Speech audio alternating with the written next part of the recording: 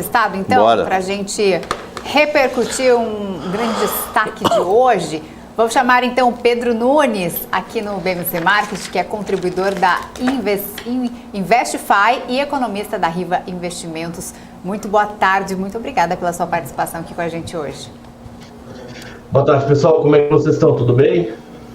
Tudo certo. Pedro, eu queria começar falando sobre um grande destaque que está repercutindo em relação a Elon Musk.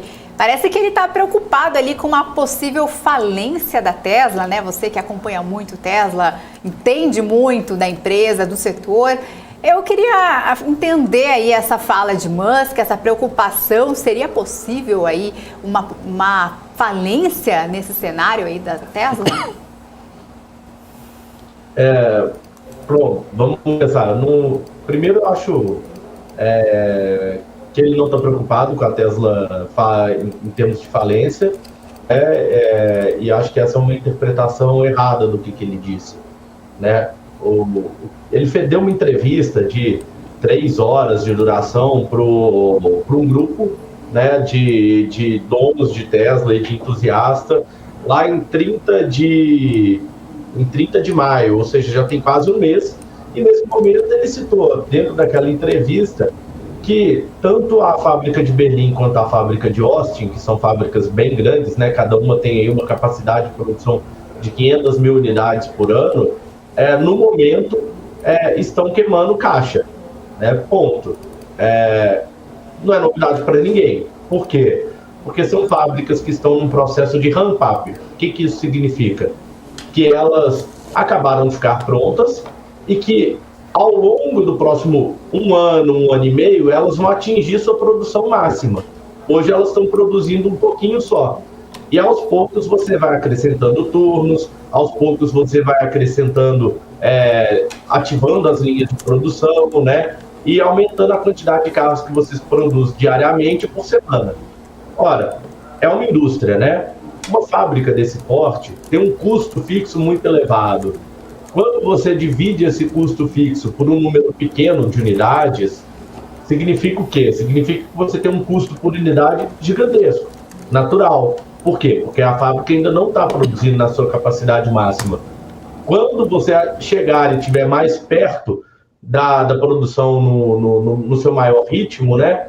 Chegando aí perto das 500 mil unidades ano, você vai ter uma estrutura que o custo fixo ele é diluído por muito mais unidades e as suas margens ficam muito maiores, né? Então, qualquer pessoa que acompanha uma indústria entende que uma fábrica que está no processo de ramp-up vai consumir caixa no primeiro momento para gerar caixa no segundo momento. Esse é o primeiro ponto, né?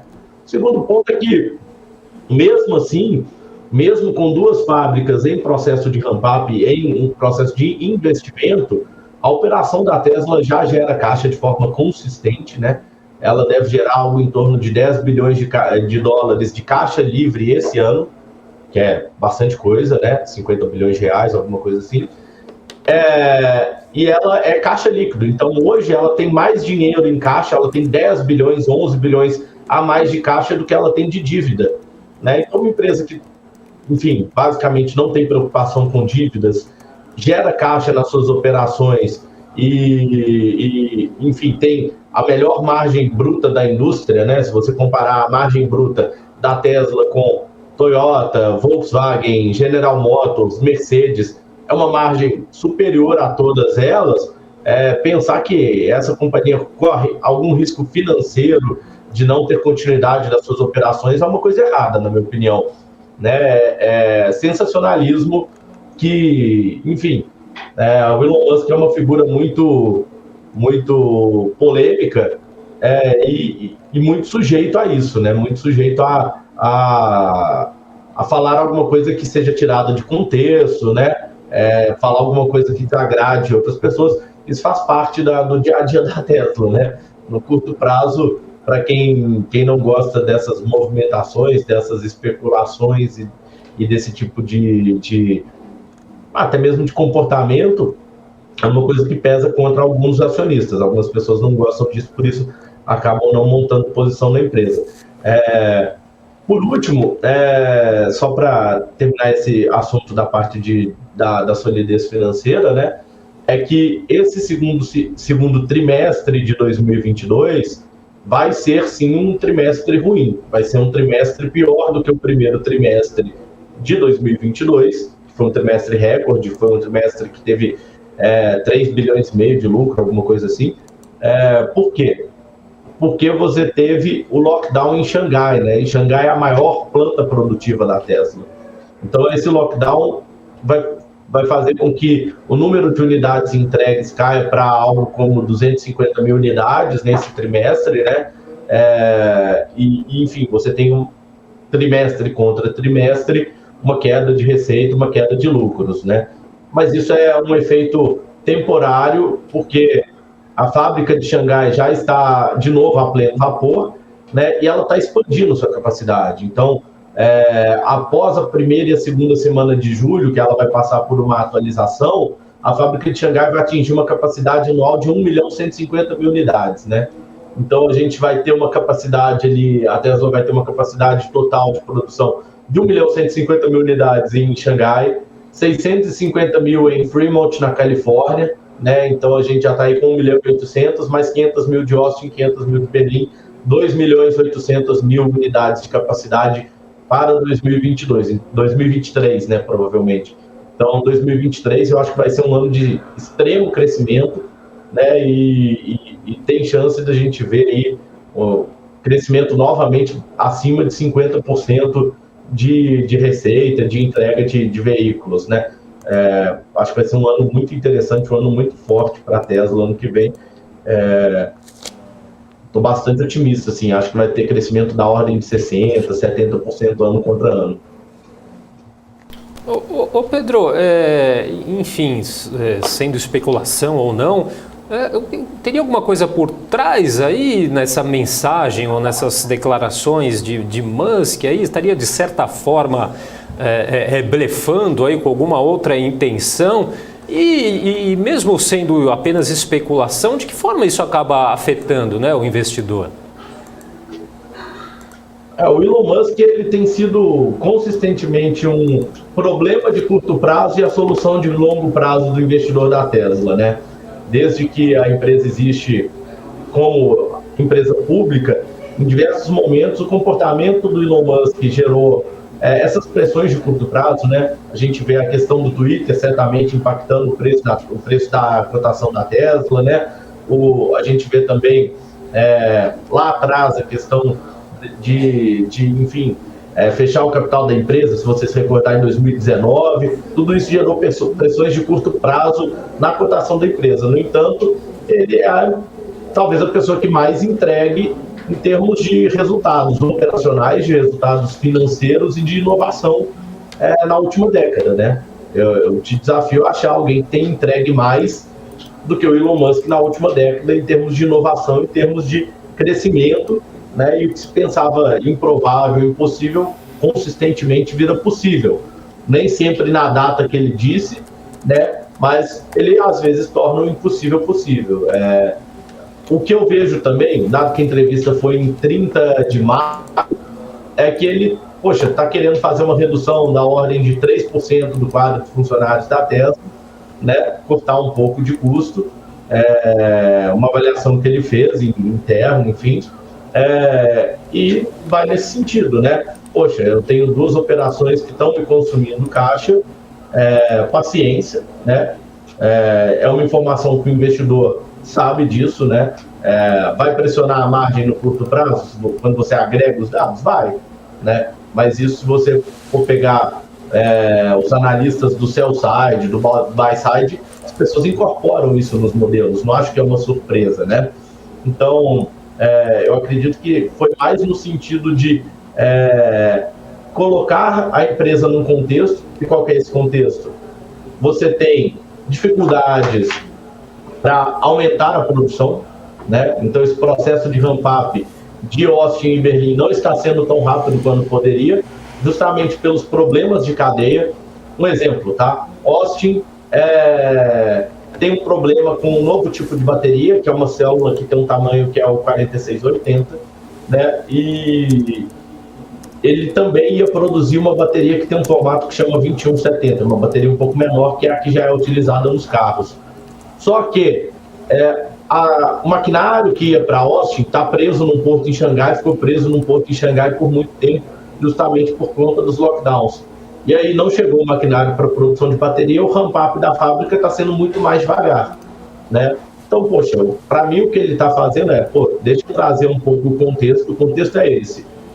Em alguns momentos o ramp-up das minhas operações de Austin e Berlim está sendo mais desafiador pelos problemas de cadeias logísticas, né? Veja bem, a grande maioria das montadoras está reduzindo as suas produções, né? A sua quantidade de veículos. A Tesla está aumentando a produção, né? Só que está aumentando em alguns momentos num ritmo aquém daquilo que gostaria. Então ele está trazendo esse contexto, né, e explicando, poxa, por isso que eu acho que a gente precisa de readequar, manter custos baixos, etc. É uma disciplina de capital. Eu acho isso bem-vindo e importante. É uma empresa que é a mais eficiente em termos de uso de capital do setor, né? É a que tem o melhor ROIC. Então, eu entendo isso como eles mantendo sua grande disciplina no momento que é um grande desafio, né? Poxa, você imagina que o mercado brasileiro é de 2 milhões de veículos, a empresa está tentando gerar escala para fazer mais 1 milhão de veículos, né? 50% do mercado brasileiro de autos do ano para o outro, muita coisa. Então, é um desafio de cadeias logísticas, de fornecedores, de contratação da mão de obra necessária, né? Então, eu entendo que esse é o contexto. Eu acho que é um contexto de medo da capacidade financeira da Tesla. Eu acho que isso passa longe da mente dele, mas esse desejo de ganhar escala rápido e o desafio que isso é. E, de fato, é um grande desafio, né? O grande plano que o Elon Musk fala e deseja é chegar a 20 milhões de unidades, né? Não tem nenhuma indústria no mundo nessa capacidade hoje em dia, né? Nem Volkswagen, nem Toyota. Então, essa é a maior do mundo no prazo de 10 anos. É um grande desafio, né? Isso exige disciplina, exige alocação de capital bem feita. Eu acho que é muito mais nessa linha do que um medo de poxa, eu não vou ter condições financeiras de continuar com o meu projeto. Eu acho que isso está bem longe. Pedro Cabral aqui falando. Deixa eu tirar uma dúvida contigo. Hoje, a Tesla, ela é mais esperança do futuro do que total realidade hoje. Por que eu estou falando isso? Ela é a 16ª maior vendedora de carro nos Estados Unidos. Tem 15 empresas que vendem mais do que ela. Que eu estou vendo o ranking agora aqui. E o carro dela é o 19º na venda. Perfeito. Mas você já viu a taxa de crescimento dela comparada com os outros? Então, enquanto ela está crescendo 70%, 80% ano contra ano, você pega BMW caindo 20%, 30% ano contra ano, GM caindo 20% ano contra ano. Então, essas empresas tradicionais estão encolhendo. A Tesla está crescendo e comendo o lanche de todo mundo. A verdade é essa, né?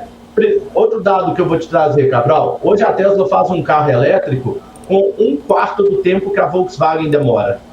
Enquanto a Tesla gasta um dia, a Volkswagen gasta quase 4. Ela é absolutamente mais eficiente como indústria do que os alemães, né? Ela tem uma margem bruta, mesmo com um produto mais barato, muito mais barato, equivalente à da Ferrari, né? Então, poxa, ela vende um produto com mais eficiência na sua produção, com margens melhores, com maior crescimento, e você ainda tem as opcionalidades. Quais são as opcionalidades, Cabral? Receita de software, né? Que, enfim, eu acompanho muito no detalhe a questão do FSD, né? Que é o Full Self Driving, é o software que se dirige sozinho. Hoje eles têm 200 mil veículos rodando o teste em tempo real dessa tecnologia, né?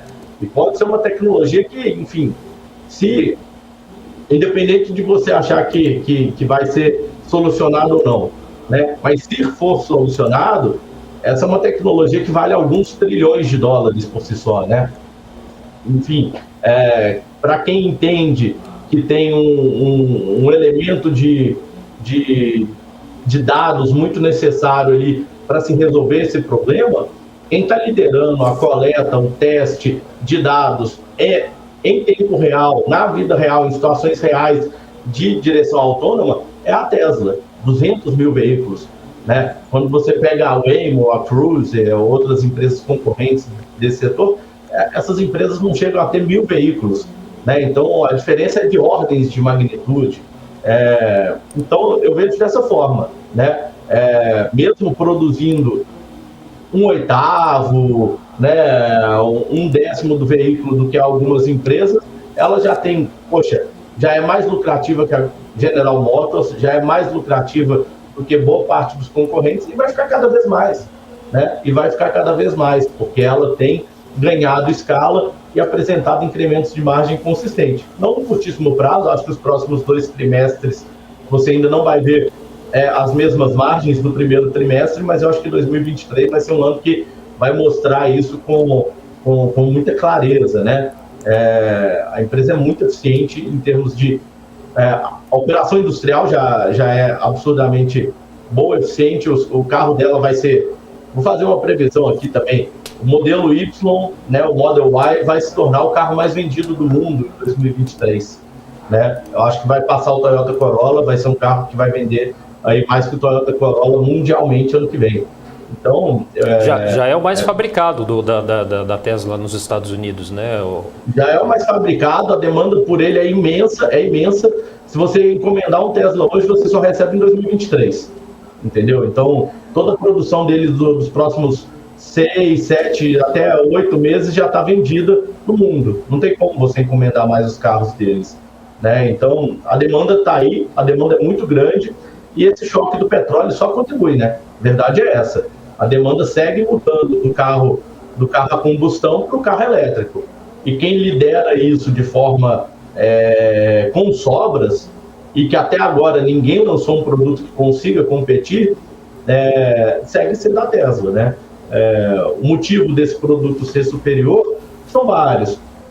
Primeiro, que se você comprar um Tesla hoje e outro daqui a 6 meses, sabe quantas mudanças internas o carro vai ter passado? Mais de 150.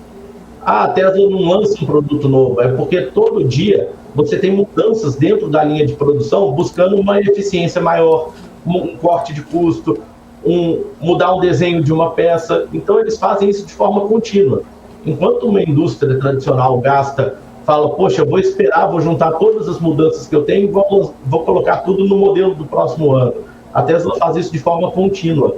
Então ela melhora cada vez mais e com cada vez mais pace, cada vez mais rápida, com cada vez mais velocidade. Você tem uma questão de software, né? As empresas tradicionais ainda não conseguiram nem criar a questão de você fazer os updates pelo ar, né? Que nem você faz com o seu celular. A Tesla faz isso desde 2012. Né? Ou seja, já tem 10 anos que a Tesla lançou essa funcionalidade, e o CEO da Volkswagen teve que assumir a divisão de software da Volkswagen, e ele é um cara que eu até acho que tem feito um trabalho bastante interessante, mas ele teve que assumir isso. Por quê? Porque só atrasa, não consegue lançar uma funcionalidade que é muito básica e muito antiga já para a Tesla. Né? É um carro que melhora com o tempo pelos updates pelo ar. Né? Então tem uma série de vantagens estruturais que estão cada vez mais se compondo, né, e abrindo um gap, uma diferença que está ficando difícil para os outros competidores, viu? Eles estão lançando muitos carros, muitos veículos, né? Mas ao mesmo tempo, será que a solução é lançar todo tipo de veículo? Vou fazer uma analogia com o mercado de smartphones. A Apple tem muitos modelos de smartphones? Não, ela tem alguns modelos de iPhone e poucos, né? As outras competidoras têm uma miríade, uma gama gigante para todos os gostos. Mas quem que comanda os maiores lucros, o maior market share nos países desenvolvidos, né? A maior parte do valor criado pelo mercado de smartphone foi para quem? Né? Foi para a Apple. E eu acho que é uma comparação justa de ser feita e que pode seguir muito nessa linha para o futuro. Pedro, para acabar a fila, a Tesla deveria produzir quantos carros ano? Olha, Para não ter ser um ambiente sem fila, vai, 1 milhão carro ano, 2, 5? não, ela já, esse ano ela vai produzir mais ou menos 1,5 milhão, né? Ano que vem eu espero mais ou menos, esse ano deve ser talvez 1,4 milhão, porque perdeu a produção com Xangai fechada, né? Não tem como recuperar. Mas ano que vem 2,3 milhões, 2,4 milhões. Eu vejo ela atingindo 5 milhões aí perto de 2024, 2025, né? Ela tem o objetivo de chegar a 20 milhões em 2030, né? Manter uma taxa de crescimento de 50% ao ano durante quase uma década. É um objetivo extremamente audacioso. A maioria dos investidores considera que ela chega em 2030 com algo como 7, 8 milhões de veículos ano, tá? Então, assim, o consenso de mercado vai na linha que ela em 2030 chega a 7, 8 milhões de veículos. O objetivo que ela coloca é de atingir 20 milhões. Né? É um objetivo extremamente audacioso, mas que, enfim, é possível. Né? Seria talvez seria o maior caso de crescimento industrial. Não sei se é o maior da história, mas certamente figuraria ali no topo dos maiores crescimentos que a gente já viu. Então, se eles atingirem isso, certamente vai entrar para os livros de história. É um grande si, né? É um grande si. Hoje o mercado mundial de veículos, ele chegou a um pico ali perto de 100 milhões de unidades ano, está perto de 80, 85 milhões de unidades ano. Então, 20 milhões seria ter aí quase um quarto do mercado, né? Um quarto, um quinto do mercado. É uma meta bem ambiciosa. Agora, se o paralelo com o mercado de smartphones valer, a gente está falando de uma coisa que é similar ao que a Apple fez, né? Uma coisa similar ao que a Apple fez. Então, é claro que um carro é muito mais custoso, o ticket é muito mais alto, é um tipo de meta que nenhuma indústria atingiu, né? Então, só para dar essa perspectiva, o consenso de mercado e onde que a Tesla gostaria de chegar, né? Eu acho que vai acontecer alguma coisa aí no meio disso. Certo. Ô Pedro, a gente tem pergunta aqui no chat, muitas dúvidas aí do pessoal.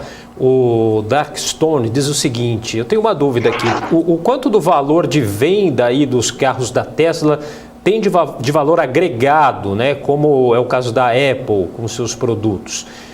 Ou o valor final é produção mais margem de lucro? Bom, vamos ver se eu entendi a pergunta, eu peço desculpa se eu não tiver entendido. Primeiro, qual que é o valor da empresa, né? O valor da empresa é o valor do fluxo de caixa que ela conseguir gerar descontado, né? Então, poxa, o valor existe uma coisa que é o valor da empresa, né? O valor de mercado, o preço, né? Existe o valor que você pode estimar, né? Qual que é o valor que essa empresa tem, né? Enfim, aí depende das suas hipóteses, de quanto que ela vai crescer, de quantas unidades ela vai produzir, qual que vai ser a margem, se ela vai ter receita de software ou não, que isso é muito importante, né? Software é um produto que tem margens muito altas. Se você acreditar que ela vai gerar o full self-driving, né? E isso vai ser um produto que vai estar em 100% dos carros, isso é um produto que vai gerar uma receita gigantesca, né? Então, enfim, tem essa questão do valor da empresa e tem a questão do valor para as pessoas, né? O valor para as pessoas do produto me parece que é um valor bem relevante. Primeiro, né, elencando assim, o que eu vejo que faz o produto ser valioso. Tanto é que o preço de revenda dele talvez seja o carro que menos tenha desvalorização no mundo, né? Historicamente. Então, o preço de revenda de Tesla é muito alto e a demanda é muito alta também. Primeiro, o carro ele melhora ao longo do tempo. Você tem updates de software, que nem você tem no seu celular, que às vezes faz o carro frear melhor, né? Às vezes habilita uma funcionalidade nova, melhora a aceleração, né? Faz um update do sistema de entretenimento, né? Então, tudo isso faz com que seu carro, depois de 2, 3 anos, ele não pareça tão velho, né? Então, isso é um aspecto importante. O segundo aspecto que eu acho muito importante é a segurança, né? É o carro mais seguro do mundo, ponto. Né? Se você pegar os resultados de crash test, de testes de impacto e tudo, é o carro mais seguro, né? O modelo Y, o modelo 3 são extremamente seguros, a probabilidade de você se ferir, etc., é muito baixa, né?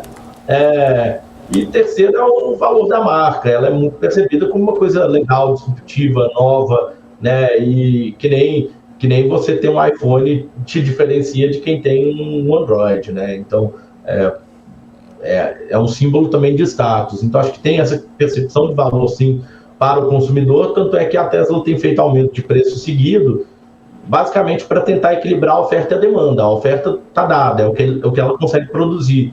Se a demanda continua aumentando, a fila de pedidos continua aumentando, né? Então, para não chegar numa fila superior a um ano, ela continua aumentando os preços e também para prever também se o custo dos insumos vai subir. Então, tem esse aspecto, né? Agora, o valor da empresa, de fato, ela é uma empresa que, se você comparar ela com empresas de velho investe, empresas de múltiplos baixos, empresas tradicionais do setor, ela parece cara, né? De fato, parece cara. Ao mesmo tempo, ela já gera lucros grandes, ano que vem ela deve ter algo como 20 bilhões de dólares de lucro, então estaria 35 vezes o lucro do ano que vem, né? Mas um lucro que vai continuar crescendo de acordo também com o crescimento da própria empresa e com essas alavancas de valor que podem ser acionadas, né? Então, claro, o ambiente macro nesse momento joga contra essas empresas de maior crescimento, não tem dúvida nenhuma disso. Mas é isso, depende muito de como você vê. Você acredita que o grupo Volkswagen, as empresas chinesas, que também tem muitos competidores, né? A General Motors, a Ford, a BMW, vão fazer produtos e o crescimento da Tesla vai cair muito? Se você acredita, provavelmente o papel não vale esse valor que está aí na tela. Agora, se você entende que a empresa vai continuar crescendo nessa trajetória ao ritmo de algo como 50% ao ano, parece uma empresa interessante para se ter, né? Então, não tem uma resposta, a gente não sabe o futuro. É muito avaliar as condições atuais, né, as forças e as fraquezas, para entender, faz sentido ou não o valor de tela dessa empresa, né? E certamente, no curto prazo, enquanto tiver esse cenário de juros subindo nos Estados Unidos, isso é um dos maiores riscos para o preço da ação no curto prazo. E também a questão do Twitter, né? Enquanto não sair como o Twitter e o Elon Musk vão se acertar na questão da aquisição, fica o risco de o Elon Musk ter que vender mais ações para honrar o compromisso. Isso pesa também na ação. Só para entender, você falou que o carro, diferente do carro comum, ele se valoriza igual um iPhone, né, o sistema iOS. Então dá para se dizer que o carro também, tipo Tesla, né, esse tipo de tecnologia também se valoriza e não se desvaloriza assim como os carros comuns? Ele se valorizou recentemente, mas o meu ponto é que se você pegar períodos que não tinha toda essa questão de carro valorizando no mundo inteiro, era o carro que desvalorizava menos, né? Então, quando você comparava um modelo de BMW equivalente, de preço equivalente com um Tesla produzido em 2015, qual que era o preço dele em 2019, o Tesla tinha se desvalorizado mais ou menos a metade do que a BMW tinha desvalorizado. Isso era comum, né, e continua sendo comum. Então, em geral, é um carro que ele mantém mais valor ali. Isso mostra o quê? Mostra que o consumidor, ele atribui mais valor ao produto, né? A demanda, a oferta e demanda, né? Mesmo para o carro usado, a demanda continua elevada e isso mantém os preços ali em patamares elevados também. Meu amigo, deixa eu te fazer uma pergunta. Pelo que eu estou vendo aqui, me corrija se eu estiver errado, a metade da venda da Tesla é o modelo Y. Sim. Quem é o inimigo? Quem é o pé no calo? Quem é aquele carro que o consumidor fica Y ou ele? Quem é o concorrente? Ou tem mais de um, sei lá, os concorrentes? E o quanto essa concorrência, a concorrência sabendo disso, não pode tentar melhorar o carro para o Y não vender? Pois é, o modelo Y ele é um SUV, né? Ele é um SUV um pouco mais compacto, né? A gente sabe que a preferência do consumidor migrou para SUVs, né? Então, lá na Europa, quem tem competido com o modelo Y é um carro da Volkswagen que chama ID4, né? ID4 é um carro da Volkswagen, até bonitinho, bacana, pode pesquisar aí, é um carro legal. Nos Estados Unidos não tem muita competição ainda, não tem uma competição forte, e no mercado chinês a competição é mais de concorrentes locais, né? A China está no estágio extremamente avançado com as fábricas locais. Talvez a grande concorrência que eu acho que vai existir é que as montadoras chinesas vão ganhar muito market share nos próximos anos, na minha opinião, nessa parte de veículos elétricos, né? Eles estão produzindo volumes relevantes. Você tem Xpeng, você tem NIO, você tem uma série de montadoras ali na China, mas ainda não tem um produto que consegue competir no mercado chinês em termos de preço. Tem produtos que vendem mais do que um Tesla no mercado chinês? Tem, mas normalmente são carros bem mais baratos, de 2 lugares, são produtos focados num nicho diferente, não compete diretamente com o público que comprou o modelo Y. Mas eu realmente acho, poxa, a Volkswagen com o ID4, acho que eles podem fazer algumas coisas diferentes. A Porsche deve vir com o Macan elétrico, né? Eu acho que eles vão lançar o Macan elétrico, aí pode começar a ter um pouquinho mais de competição com o Macan elétrico vindo. E as montadoras chinesas, eu acho que são os principais pontos ali. Mas, de fato, a demanda pelo modelo Y é impressionante, caiu no gosto e está sendo muito forte. Por isso que eu falei, eu acho que vai ser o carro mais vendido do mundo em pouco tempo. Olhando para a Honda, que é o que eu acompanho um pouco mais, ele está entre o Civic e o H e o C, né? Porque ele é maior do que o Civic, mas ele não é tão alto que nem o H. Então ele fica um WRV ali. Não, mas ele tem um espaço gigante interno, assim, entendeu? Eu acho que ele teria um tamanho bem bacana. Eu nunca andei no modelo Y, né? Eu andei só no modelo S, então é uma experiência que me falta. Eu tenho que chegar ali. Cara, o Brasil é ruim, eu não tenho viajado muito internacionalmente por conta de pandemia, etc, né? E no Brasil é difícil de ter acesso aos veículos, né? Mas eu tô curioso também. Eu tenho vontade de ver em loco, que é o grande hit deles. Agora, outro ponto que eu acho relevante é o ponto de picapes, enfim, caminhonetes, né? Lá nos Estados Unidos é um mercado gigante, a gente sabe disso. A Ford saiu com o F-150 Lightning, que é o elétrico das picapes da Ford. É um grande sucesso da Ford, de fato. Ela pegou uma franquia já vencedora, que é a F-150, colocou uma versão elétrica e está vendendo super bem. E a Tesla deve começar ano que vem a produção do Cybertruck, né? Então acho que essa vai ser uma grande rivalidade para a gente ver. E acho que tanto o F-150 quanto o Cybertruck vão vender uma barbaridade em 2023. A Ford está escalando a produção, né? Ela já percebeu que é importante e que vende bem pra caramba e que vai ser um centro de lucro no futuro. A Ford ainda não gera lucro dos veículos elétricos porque ela ainda não tem escala suficiente, né? Mas acho que ela vai gerar, ou então ela deve fazer um spin-off da divisão de elétricos. Essa é uma grande questão, na verdade, né? No futuro você vai ter margens decrescentes nos motores a combustão e margens crescentes nos elétricos. Poxa, você vai usar... o grande problema é esse. Uma empresa que tem toda a estrutura legada, pode ser que aquilo comece a gerar prejuízos e não lucros para financiar a sua transição, né? Então, acho que é outro tema que vai vir no futuro. A Ford e a Volkswagen das montadoras assim, ocidentais são as que estão saindo mais na frente. Claro, tem a Volvo, mas a Volvo tem uma parceria chinesa, né? E lançou a Polestar, que é bem interessante também. Tem uns produtos bonitos ali na Polestar. Você está em BH, né?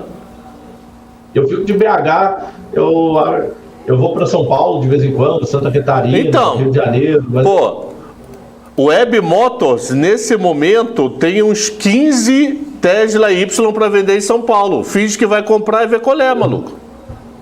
Tá quanto aí? Pô, já te tô dando a solução. Tá com dúvida, chama aqui, maluco. Passa o valor aí, ó. Ó, tem de tudo. Tem de tudo. Vamos botar um aqui, ó. Deixa eu pegar São Paulo, Fortaleza, Bauru, Londrina, Maringá, Balneário. Camboriú tem lote. Aí São Paulo, Altesla, modelo Y. Só tem isso. 21, 100 quilômetros rodado, quer dizer, só andou dentro do aeroporto, 670 mil. Ah, isso é teu bônus semestral aí. Para. Não vem com papo, não. Ó, tem de 750, mas posso falar? 810 mil. Ou vai na casa da Isa lá na garagem dela. Não, eu vou lá não na tenho, casa não, da mas Isa. não, eu ia falar, quando eu fui lá no evento do Elon Musk, quando ele estava aqui com o Bolsonaro, nem ele estava no Tesla, ninguém ali, nem ele chegou e nem saiu com o Tesla. Estou tentando encontrar o nome do carro que ele saiu, era um carro comum. Era um carro chinês, mas não era Tesla. Aqui no Brasil não tem muito, né? Não faz muito sentido, não tem como ele... O grande problema, e que eu não vejo a Tesla entrando no mercado doméstico tão cedo, é que ele gosta de ter essas fábricas em escalas gigantescas, né? 500 mil unidades por ano. Tem alguma fábrica no Brasil que produz 500 mil unidades ano? Não tem, né? Então, teria que ter uma grande parcela indo para mercado externo, etc. E eu não acho que, enfim, o Brasil é o país mais amigável para isso, não.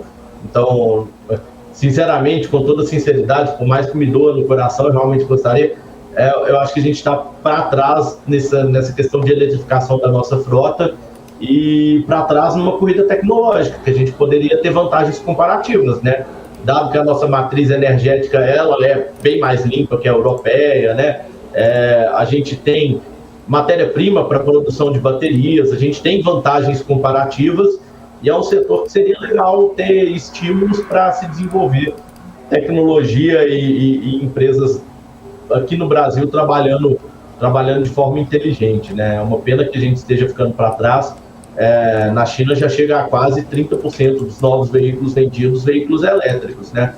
Então, o Partido Comunista Chinês deu uma diretriz e falou, essa é uma das tecnologias que nós queremos dominar, é uma das próximas tecnologias que vai ser muito importante para o mundo. E poxa, não é à toa que eu estou mencionando aqui que alguns dos grandes concorrentes da Tesla vão ser chineses, né? Então, acho que falta essa visão para a gente também. Pois é, aqui no Brasil, se nem o Musk estava no Tesla, né? Até nós, pobres mortais aqui, ter um Tesla, acho que vai demorar um pouquinho. Bom, obrigada pela sua participação. Obrigada por estar conosco. Espero que tenha sido claro, não quis dar uma opinião só para um lado, né? Eu quis trazer riscos e oportunidades. E obrigado por me receberem, pessoal. Um abraço para vocês. Não, até o pessoal do chat aqui agradeceu, até falou que ficou muito bem explicado aí em relação às dúvidas. Valeu, Pedro. Muito obrigado. Muito bom. O pessoal adora esse tipo de assunto, né? O pessoal adora falar. Ainda estou em dúvida se eu compro o Tesla ou Oi. Qual ação que eu compro? Ainda vou pensar um pouquinho. Não. Oi eu não gosto. Tesla, eu te digo o seguinte, fecha o olho, porque toda vez que o Elon Musk tuita, dá uma saculejada para quem é acionista, viu? É um negócio meio doido. Fortes emoções. Um abraço, pessoal. Valeu, abraço.